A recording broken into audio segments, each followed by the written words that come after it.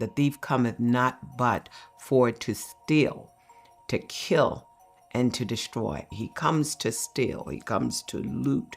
He comes to embezzle. He comes to rob, snatch, and rip off. He also comes to kill, to assassinate our dreams, to kill our passion, prayer life, worship experience with God, our thinking. He comes to terminate, annihilate, and massacre. And then he comes to destroy. He just comes to wreak havoc, to ruin, and to shatter. Now, contrasting that with what Jesus said, I come that you might have life and have it more abundantly. And it's the opposite of everything that the enemy is doing. Let's just define what success and prosperity is. Prosperity is having enough of God in your being so that you can have enough good in your life. It's the divine ability to move to the next phase of your life, and that next phase being better than the previous phase. In other words, every day in every way, your life will get better and better. Success is the fulfillment of purpose, isn't it? And so if the enemy comes to steal, kill, and to destroy, it means that you would be living a life that's less than ideal. So it's all about having a vision for your life, knowing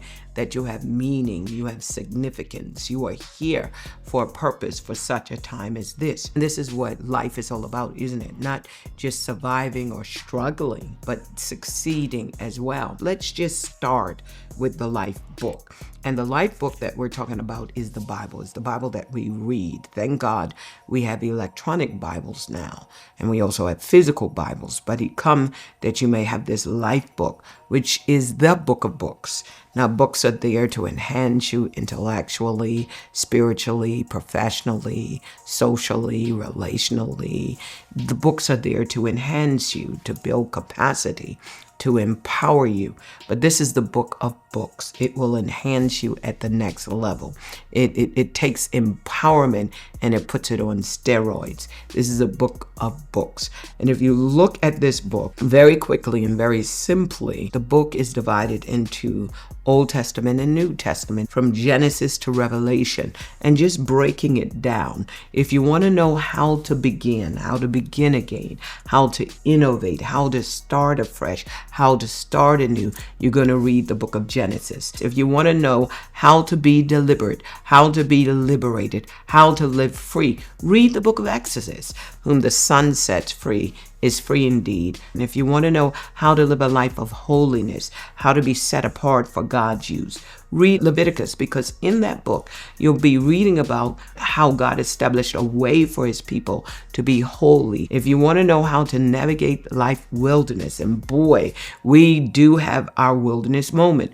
And if you want to maintain faith in your journey as you are going through a wilderness experience, you read the book of Numbers, because there he led his people through trials, teaching them obedience and trust. If you want to know how to prepare for a promised future, and I know that, those of us that understands vision and how to write the vision and the importance of vision and the importance of setting goals, read Deuteronomy. If you want to know how to conquer challenges, to claim your inheritance, you read the book of Joshua. If you want to know how to avoid pitfalls of inconsistent leadership and the danger of moral declines, read the book of Judges. If you want to know about loyalty and kindness and how you can transform your destiny just through relationships, read the book of Ruth. If you want to know how to seek God's will over human ambitions, read 1 Samuel. If you really want to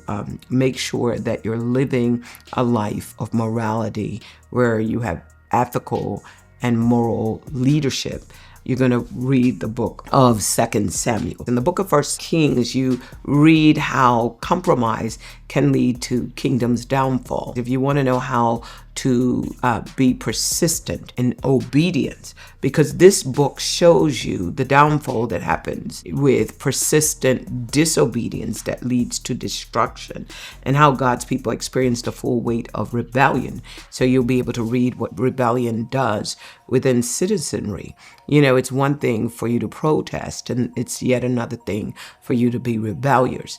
And this is the book of 2 Kings. If you want to know how to build a legacy through faithfulness, read 1 Chronicles. 2 Chronicles is all about knowing how repentance and reform can restore a nation. If you want to go into politics and you want to know how to change a nation through reform, but also through upgrading the intellectual capacity of your citizenship, you read 2 Chronicles. If you want to know how to rebuild after loss and return to God, read Ezra.